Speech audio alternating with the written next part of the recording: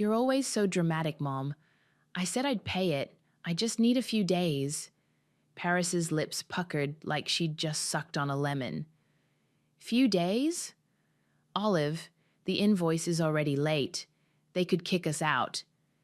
They're not going to kick you out of a $6,000 a month luxury care facility over one late payment, I said, forcing my voice to stay calm. Greg didn't look up from his recliner. It's not about the money. It's about responsibility. You made a commitment. I bit the inside of my cheek. The smell of lavender air freshener was suffocating. Every Sunday, same routine. I brought groceries, paid bills, listened to two people who hadn't worked in over a decade, guilt-tripped me like I was the family disappointment. I'm not backing out of anything, I said. My car needed new brakes and the hospital cut overtime again. I'm managing. Paris sighed like she was auditioning for a soap opera. I just don't understand how your brother can make things work so easily. He never complains. I laughed, sharp and too loud. Yeah, well, maybe Dawson's life is just easier. Greg finally looked at me. That's a low blow. I stood up. You know what? I'll transfer the money tonight. Don't worry. Wouldn't want to ruin your Sunday. I grabbed my tote bag and headed for the door. Paris called after me. You used to be so sweet. What happened to you? I didn't answer. I didn't trust what would come out. My name's Olive. I'm 35, single, and I work in healthcare administration. It's not glamorous, but it pays the bills, barely. Especially when you're funneling $6,000 a month into your parents' care because they don't trust the state and deserve comfort in their final years. Dawson? He's 3 years older, lives in a condo downtown, drives a Tesla, and hasn't paid a dime toward our parents since Grandpa died. They say he inherited a modest sum, enough to get him on his feet. That was 10 years ago. Apparently, his feet are made of gold. After I left my parents' house, I drove straight to Ariel's. She opened the door before I even knocked. Let me guess, she said. They called you selfish again? Bingo. She handed me a glass of wine before I even sat down. You know this isn't normal, right? Like, you're not a bad daughter for needing a moment to breathe. They're old, Ariel. They're manipulative. I didn't argue. I just sipped the wine and stared at her cat, who was licking his butt in the corner like he didn't have a care in the world. Ariel sat beside me. I've been thinking about Dawson. I groaned. Please don't. No, listen. Remember Soleil, that junior accountant at your parents' place? Yeah? She mentioned something weird when I saw her last week. Said she saw a document labeled Pierce Family Trust. I blinked. What? Yeah, she didn't think much of it, just remembered the name. Said it was buried in some old billing folder. I sat up straighter. That doesn't make sense. There's no family trust. Ariel raised an eyebrow. Isn't there? I shook my head. No. Grandpa left Dawson a small inheritance. That's it. Olive, you've been paying $6,000 a month for years. Dawson's living like a tech bro with no job. Don't you think something's off? I didn't answer. I couldn't. My stomach twisted. After I got home that night, I stood in the kitchen for a long time, staring at the refrigerator. My apartment was small, clean, quiet. No framed family photos, no heirlooms, just me and the hum of the fridge. I opened my laptop and pulled up my banking app. The last transfer, $6,000. Before that, $6,000, month after month. My savings account was a joke. My emergency fund was a punchline. I closed the laptop and paced. Ariel was always suspicious, always digging, but Soleil, she didn't even know me. Why would she lie? I tried to sleep, but my brain wouldn't shut up. I kept seeing Dawson's smug face at Grandpa's funeral, giving that speech like he was the grieving golden boy. I remembered how he flew to Italy afterward to heal, while I took a second job to help cover the funeral costs. I got out of bed and made tea I didn't drink. I opened the drawer where I kept old family documents, birth certificates, my college transcripts, a faded photo of me and Grandpa fishing, no trust documents, no clues. I stared at the wall clock, 2:17 a.m. What if Ariel was right? What if Soleil saw something real? What if my whole life, every sacrifice, every skipped vacation, every sleepless night was built on a lie? I didn't sleep at all. The guest room smelled like dust and old perfume.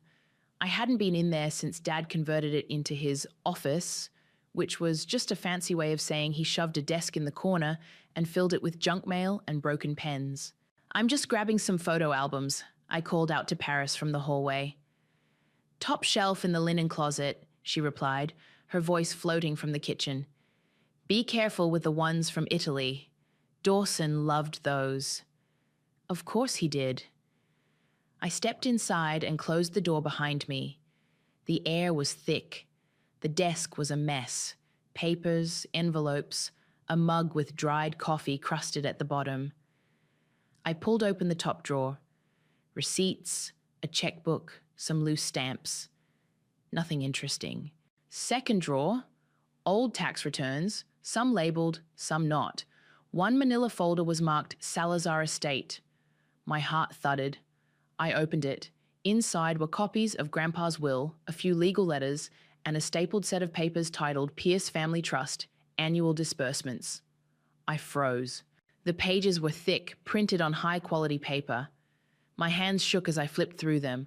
Line after line of payments, $16,500 here, $18,200 there, all under Dawson's name. Monthly distributions, every month, for years. I did the math in my head and felt sick. Then I saw it. A note in my mother's handwriting, scribbled in blue ink at the top of one page, "Destroy after review." I stared at the words like they might change if I blinked. They didn't. "Olive?" Paris's voice was closer now. I shoved the folder under my sweater and slammed the drawer closed. "Found the albums," I called back, grabbing a dusty photo book from the shelf. She poked her head in. "Oh, good. Did you see the one from Dawson's high school graduation?" I forced a smile. "Yeah. He looked so proud." She beamed. "He's always been special." I nodded and walked out with the photo album in one hand and a burning secret pressed against my stomach. Back in my car, I locked the doors and pulled out the folder. I photographed every page with my phone, then slid the originals into my tote bag. I didn't know what I was going to do with them yet, but I knew I couldn't leave them behind. I drove straight to Ariel's. She opened the door in pajamas and blinked at me. "Jesus, you look like you saw a ghost." "Worse," I said, walking past her. I saw the truth. We sat on her couch while I laid out the papers. She scanned the first page, then the second. Her eyes widened. "Holy shit," she whispered. Olive, this is huge." "I know. They've been giving him this much every month? That's almost 200 grand a year." "Yep. And you've been paying for everything." I nodded. My throat felt tight. She looked up at me. "What are you going to do?" "I don't know." Ariel picked up one of the pages. "You need to make copies, hide them in different places, and you need to talk to a lawyer." I shook my head. "Not yet. I need more." She hesitated. "You're not going back there, are you?" "I have to." The next morning, I called out sick from work and went back to my parents' house. Paris was out running errands. Dad was asleep in his chair, snoring with his mouth open. I went straight for the desk again. This time, I checked the bottom drawer. More folders, some labeled, some not. One was dated just last month. I opened it. Inside was a printed email chain. Subject line, "Trust disbursement, bonus approval." The last message was from my dad to someone named M. Reynolds. It read, "Approved. Dawson has been under a lot of stress lately. Please process the $10,000 bonus as discussed." Signed with his full name. I took out my phone and snapped a picture. I was about to close the drawer when I heard the front door open. "Olive?" Paris's voice. I shoved the folder back and shut the drawer. "In here," I called, grabbing the photo album I'd left behind. She walked in holding a grocery bag. "Oh, you're still here." "Yeah, forgot this." She looked at me for a second too long. You didn't go through the desk, did you? My stomach dropped. What? The desk, she said lightly. Just asking. I smiled. No. Why? Her eyes narrowed just a little. No reason. I left 5 minutes later, heart pounding. That night, I went through the photos on my phone again. The trust statements, the email, my mother's handwriting, destroy after review. I remembered all the times I'd asked if Dawson could help, and they'd said he was barely getting by. The time I skipped grad school because we just don't have the funds. The time Dawson posted a picture of himself on a yacht in Santorini. I sent Ariel a text. I need a fireproof box and a plan. She replied instantly, I'm already Googling lawyers. I stared at the screen, then at the folder on my table. I wasn't just angry anymore. I was ready. I was in the middle of scanning the last batch of documents when my phone rang. Paris. I let it go to voicemail. She called again. I answered, trying to sound normal.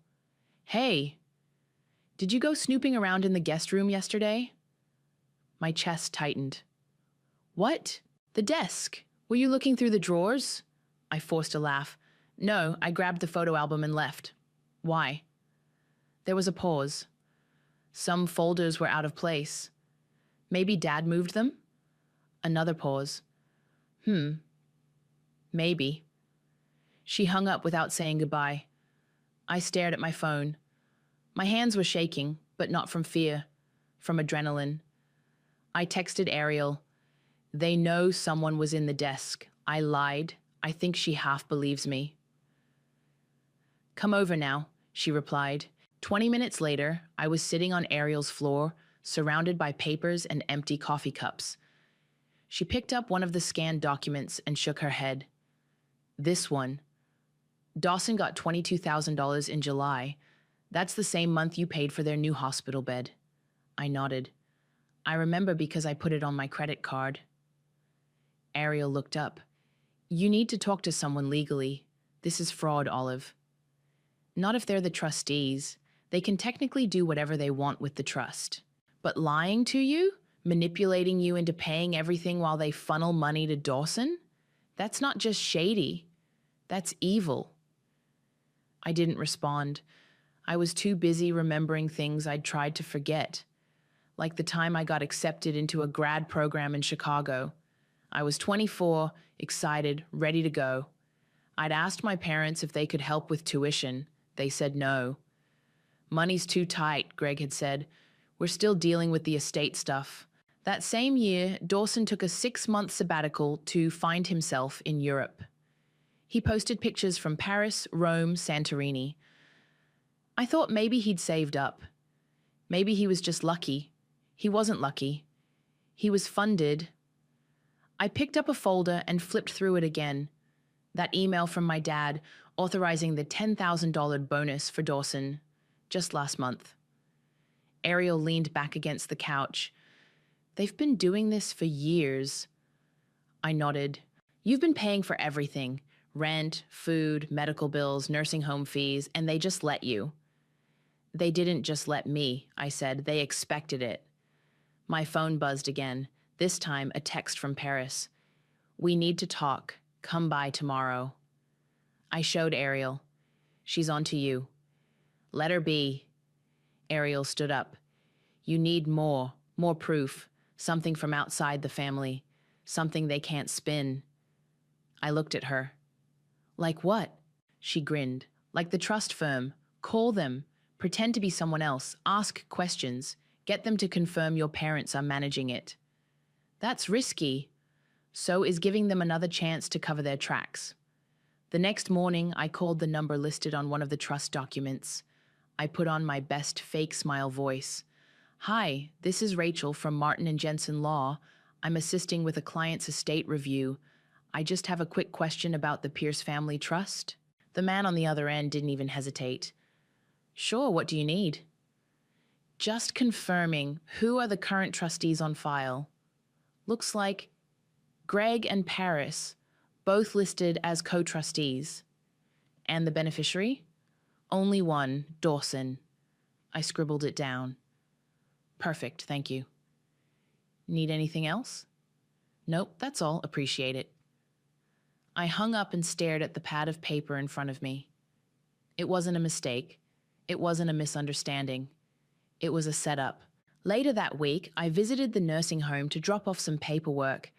I'd barely stepped into the lobby when someone called my name. Olive? I turned. Lawrence, the facility's finance manager, was walking toward me holding a clipboard. Got a minute? Sure. We stepped into his office. He closed the door.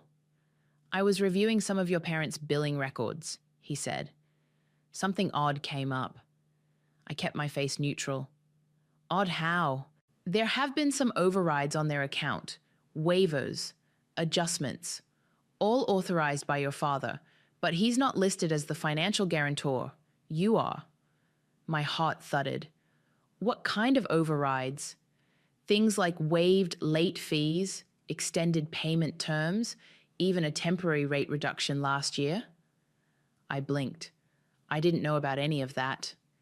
He frowned. That's the thing. You should have. I hesitated. If I brought in some documents, things that might explain what's been going on, would you look at them? Lawrence leaned forward. If it affects our billing or violates any agreements, yes, absolutely. I'll bring them in. 3 days. He nodded. I'll be here. As I left the office, I spotted Soleil near the front desk. She gave me a quick smile and a nod. I walked past her, holding my bag a little tighter. 3 days. I was going to burn it all down. Pierce Family Trust, this is Jessica. How may I help you? Hi, I'm calling on behalf of a client. I just need to confirm a few details regarding a trust account. I was sitting in my car outside a strip mall, pretending to be someone named Rachel again. I'd practiced the script with Ariel the night before. Jessica didn't ask for credentials. Sure, what's the trust name? Pierce Family Trust. Okay, give me a second. Found it.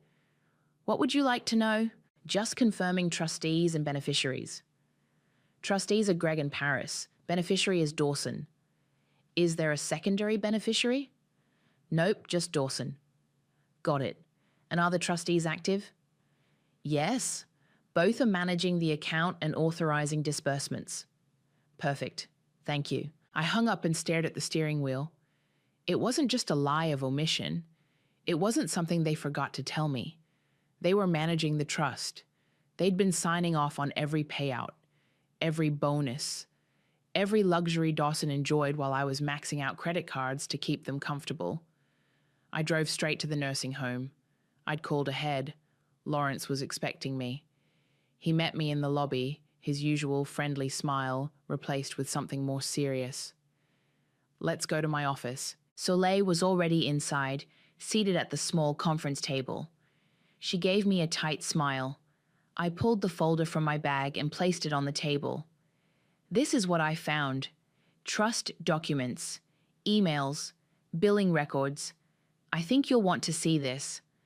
Lawrence opened the folder and started flipping through. His eyebrows lifted as he read. Soleil leaned in, scanning the pages with him. This is a lot, Lawrence said. These are original trust statements. Copies of the originals. I found them in my parents' house. He turned to the email with the $10,000 bonus authorization. This was last month? Yes. While I was still paying their bills. Soleil pointed to a billing override form. This signature? This is Paris's? I nodded. She's not listed as guarantor, right? No, Lawrence said. You are. He pushed back from the table and folded his arms. This changes things. Soleil looked at him. Should we bring in legal? Lawrence nodded. Definitely. I stayed quiet as they made a few calls. 15 minutes later, Lawrence came back into the room. Our legal team is reviewing everything now. Based on what you've provided, we can put a hold on your payment obligations while we investigate. I exhaled for the first time in what felt like days. He continued, If your parents are the trustees and have been managing the trust, then technically they're the financial guardians. And if they've been misrepresenting that to us, we'll be pursuing back payment from them, or from Dawson if he's the primary beneficiary. Soleil added, and those forged signatures? That's serious. I nodded, gripping the edge of the table. I just want the truth out. I'm not trying to hurt anyone. Lawrence gave me a long look. Sometimes the truth hurts anyway. I left the folder with them. As I walked out of the office, my phone buzzed. Mom. What have you done? Then another. You ungrateful little girl. You have no idea what you've started. I didn't reply. I just turned off my phone and kept walking. By the time I got home, Ariel was waiting on my porch with Thai food and a bottle of wine. I didn't even say hello. I just dropped into the chair next to her and let my head fall back. Well, she asked. They're investigating. I'm off the hook for payments for now. She handed me a spring roll. And your mom? Lost her mind. Called me ungrateful. Ariel snorted. Classic. I took a bite and stared at the sky. Do you think I'm doing the right thing? She didn't answer right away. Then, I think you've been doing the right thing your whole life. This is just you finally doing the smart thing. I didn't say anything. I didn't need to. Later that night, I opened my laptop and started organizing everything into folders, scans, emails, recordings. I labeled them by date. I added notes. I even backed everything up to a flash drive and hid it in my sock drawer. At the bottom of the main folder, I added a new document. Summary of evidence, Olive. I started typing. Trust fund distributions, $200K year to Dawson. Trustees, Greg and Paris. No mention of Olive in any legal paperwork. Billing overrides signed by Paris, not legal guarantor. Olive paid $6K month for 4 years, $288,000. I saved the file and closed the laptop. I looked around my apartment, small, quiet, paid for with my own damn money. Let them scream, let them rage. I had receipts. I was folding laundry when my phone buzzed. Paris. I let it ring. Then Greg. Then a text. Come by now. It's urgent. Dawson's here. I stared at the screen. My stomach sank. I called Ariel. Don't go alone, she said immediately. I have to. She sighed. Record everything. I will. I grabbed my tote bag, slid my phone into my bra, and hit record before I even turned the key in the ignition. Their house looked the same, too clean, too quiet. I knocked once and walked in. Dawson was sitting on the couch, legs crossed, sipping something from a crystal glass. Greg stood behind him, arms folded. Paris sat perched on the armrest, eyes red. Well, well, Dawson said. The prodigal daughter returns. I ignored him and turned to Greg. What's the emergency? Greg didn't waste time. We know what you did, Paris sniffled. How could you, Olive? After everything we've done for you. I laughed. Everything you've done for me? You mean the lies, the manipulation, the $6,000 a month I've been paying while you funneled trust money to Dawson? Dawson stood up slowly. You don't want to stir up old dirt, Liv. You've got enough on your plate. I turned to him. Is that a threat? He smiled. It's a suggestion. Greg stepped forward. You've always been emotional. But this is reckless. You forged signatures, I said. You let me go into debt while you handed him bonuses. Paris waved her hand. Dawson needed help. He was struggling. I stared at her. He was in Santorini. He was finding himself, she snapped. Dawson rolled his eyes. You've always had a martyr complex. You think suffering makes you noble? I clenched my jaw. No, I think stealing makes you a thief. Greg slammed his hand on the table. Enough. The room went silent. He looked at me, eyes cold. You want to burn this family down? Fine. But don't come crawling back when you realize what you've lost. I never had anything to lose, I said. You made sure of that. Paris started crying. We did what we thought was best. For who? I asked. For me? Or for your golden boy? Dawson stepped closer. You're not going to win, Olive.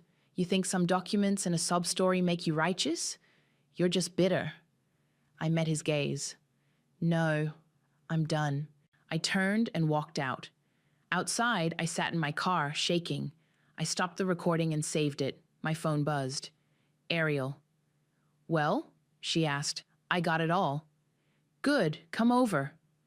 I drove straight to her place. She opened the door, took one look at me, and pulled me into a hug. I feel like I'm going to throw up, I said. You won't. You're stronger than they are. I sat on the couch and pulled out my laptop. I need to finish the file. She sat next to me as I opened the folder labeled Master Evidence. We went through everything, scanned documents, emails, trust statements, billing records, the recording from today. I added the new audio file. Ariel leaned over. You should include the email from the lawyer's office, the one confirming your parents are the trustees. I nodded and dragged it in. Then I opened a blank document and started typing. Subject: Financial misconduct. Pierce Family Trust. 2. Lawrence Allen, Nursing Home Finance Manager. Attached are documents and recordings that provide evidence of financial misconduct by Greg and Paris, current trustees of the Pierce Family Trust. Summary. Olive has been paying $6,000 a month for 4 years and $288,000. Trust fund pays Dawson Eastall's $200K year. Trustees are Greg and Paris.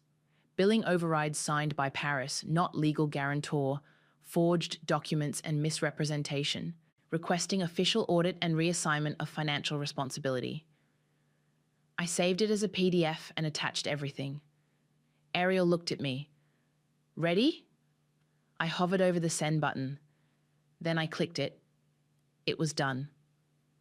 I leaned back and stared at the ceiling. Ariel nudged my arm. I'd love to see their faces when they realize the nurse isn't the only one watching them. I smiled for the first time that day. So would I. Lawrence greeted me at the front entrance with a nod. Come on back. We've got a room set up. I followed him down the hallway, past quiet rooms and nurses pushing carts. Soleil was already inside the conference room, flipping through a legal pad. She looked up and gave me a nervous smile. You brought the documents? I pulled the thick folder from my tote and placed it on the table. Everything's in here. Originals, scans, emails, recordings. Lawrence opened the folder and started sorting through the pages. His eyes moved fast, his jaw tightening the farther he went. Soleil leaned in, pointing at the trust statements. These match the overrides we found in the system, she said. Same months, same amounts. Lawrence held up the email from my dad approving the $10,000 bonus. This alone is enough to trigger a full audit. He flipped to the waiver forms with Paris's signature. And this, she's not the guarantor. You are. I nodded. They've been signing off on everything behind my back. I didn't even know the trust existed until last month. Soleil looked at Lawrence. Legal's gonna want to see this ASAP. He nodded. Already looped them in. I'll send this over today. He looked at me. Olive, based on what you've shown us, we're officially suspending your payment obligation pending the outcome of our investigation. I blinked. Wait, so I don't have to pay anything right now? No, and if legal confirms what we think they will, we'll be pursuing back payment from the actual financial trustee. That would be your brother, as the sole beneficiary of the trust. Soleil added, there may also be legal consequences for the forged documents. That's outside our scope, but it's serious. I sat back in my chair and exhaled. Lawrence closed the folder and pushed it toward me. Keep a copy of everything. We'll take care of the rest from here. I nodded and stood. Thank you, both of you. Soleil smiled. You did the right thing. I barely made it to my car before my phone rang. Mom. I let it ring. Then a text came through. What have you done? Then another. You ungrateful, spiteful girl. You're tearing this family apart. And then Greg. You've made a huge mistake. I stared at the screen, then turned it off and dropped it in my bag. I drove to Ariel's. She was already waiting on the porch with 2 iced coffees and a look that said, "Tell me everything."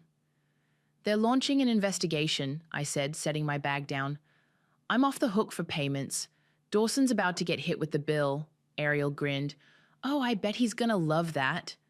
I laughed, but it came out shaky. Paris is melting down. She called me ungrateful. She's always been ungrateful that you didn't roll over and play dead. I sat next to her and took a sip of coffee. I'm not sure how this ends. Ariel leaned back. It ends when you stop paying for their lies. That night, I opened my laptop and checked my email. Lawrence had already sent confirmation. Your financial obligation has been suspended pending the outcome of our internal investigation. Legal counsel has been notified. I forwarded it to myself, printed a copy, and slid it into the folder marked Final Evidence. I was brushing my teeth when my phone buzzed again. Voicemail from Paris. I played it on speaker. You don't understand what you've done. Dawson has always needed more support. He's sensitive. You've always been strong, Olive. You've always managed. Why can't you just be grateful for once in your life? I stood there, toothbrush in hand, staring at the mirror. Grateful. For what? The next morning, I got another call, this time from the nursing home's legal department. They were moving forward with a formal audit of the trust. Dawson would be contacted directly regarding financial responsibility. I didn't even smile. I just nodded and said, "Thank you." 2 hours later, Paris called again. I answered. "Olive," she said, her voice trembling. "We need to talk, face to face." "I don't think that's a good idea. Please, just come to the house." I hesitated. "Dawson will be here, your father too." I hung up without answering. Then I texted Ariel. "They want a meeting. I'm going." She replied instantly, "Record everything and wear something sharp. You're not the victim anymore." I stared at that message for a long time before replying, "Copy that." I was ready for the final act. The living room was too quiet.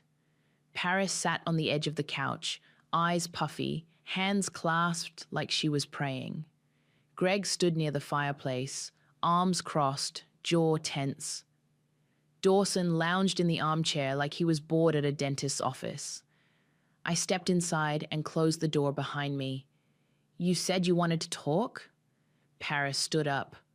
"Olive, please, this has gone too far." Greg didn't move. "You've embarrassed this family." Dawson smirked. "Congratulations, you got your moment." I stayed standing.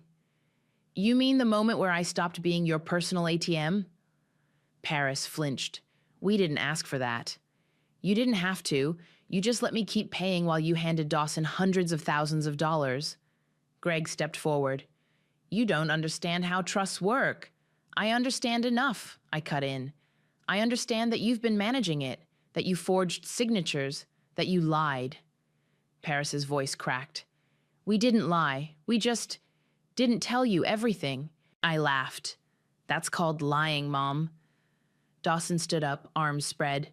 "So what's the plan, Liv? You blow everything up, and then what? You get a medal?" "No, I get my life back." He scoffed. "You've always been bitter, always jealous." "Jealous?" I snapped. "Of what? Your vacations? Your Tesla? Your trust fund you pretended didn't exist while I skipped meals to pay for their nursing home?" Paris's voice rose. "You think this makes you better than us?" "No," I said, stepping closer. "I think this makes me free." Greg's face turned red. "You think exposing this makes you a hero? You've destroyed this family." "This family destroyed itself," I said. "I just turned on the lights." Paris started crying. "Dawson needed it more. He was struggling. You were always the strong one. You always figured it out. I stared at her. And that made it okay to bleed me dry? She reached for me. You're our daughter. Not anymore. She froze. I took a breath. I'm done being your daughter. From now on, you're just names on a billing ledger. Dawson shook his head. You're cold. No, I said. I'm done being warm for people who left me out in the cold. Paris let out a sound, half sob, half gasp. It was raw, animalistic. I turned and walked to the door. Greg called after me. You'll regret this. I paused. I already regret not doing it sooner. Then I opened the door and walked out. I didn't look back. Outside, I sat in my car, hands shaking. I pulled out my phone and stopped the recording, saved it, backed it up to the cloud. Then I drove straight to Ariel's. She opened the door, took one look at my face and stepped aside. How bad? They melted down. She handed me a drink. Good. I sat on her couch and stared at the wall. I told them I'm done, that they're just names on a ledger now. Ariel nodded slowly. That's brutal. They earned it. She sat next to me. So what now? Now, I said, they deal with the consequences. Ariel smiled. You didn't just light the match. You burned the whole house down. I leaned back and exhaled, and I'm not going back to sweep the ashes. I was standing in line at the pharmacy when Dawson called. I stared at the screen, then hit decline. He called again. I picked up. What? You think this is over? His voice was tight, clipped. They're making me pay everything, backdated, with penalties. Sounds fair. You ruined everything. No, I said. I just stopped letting you ruin me. He was quiet for a beat. Then, you're going to regret this. I laughed. You've been saying that for weeks, still waiting. I hung up and blocked his number. Outside, the air was crisp. I walked to my car, popped the trunk, and dropped the bag of prescriptions inside. One was for Paris, refills she used to beg me to pick up. I didn't bother anymore. They had to figure that out on their own now. Back home, I kicked off my shoes and opened the window. The breeze smelled like rain. I stood there for a while, just breathing. No calls, no invoices, no guilt. Ariel came by around 7. She brought takeout and a bottle of wine. You look lighter, she said, handing me a carton of noodles. I feel it. She raised an eyebrow. Even after the letter? I nodded toward the coffee table. Didn't open it. Paris had sent it last week, a thick envelope addressed in her handwriting. I'd tossed it next to the electric bill and never touched it again. You're not curious? Nope. Ariel smirked. That's growth. We ate on the floor like we used to in college. Halfway through dinner, she pulled out her phone. So I did a thing. I narrowed my eyes. What kind of thing? She turned the screen toward me. It was a Reddit post. Our true off my chest. The title read, My family lied to me for years. I made them pay. Literally. You posted it? I asked. I changed names and details, but yeah, the world needed to hear it. I scrolled through the comments. Thousands of upvotes. People calling it empowering, heartbreaking, satisfying. A few asked if it was real. I smiled. Let them wonder.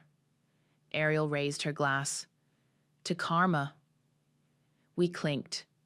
Later, after she left, I stood in front of the mirror and looked at myself. Really looked. No more forced smiles, no more exhaustion carved into my skin. Just me. I started therapy last week. The first session, I cried the entire hour. The second, I talked about Paris's voice in my head, telling me to be grateful, to be quiet, to give more. The third, I brought a painting I'd started. My therapist asked what it meant. I said, it means I'm starting over. I still flinch when my phone rings. I still hesitate before opening the mailbox. Some wounds don't close clean. But I sleep through the night now. I say no without apologizing.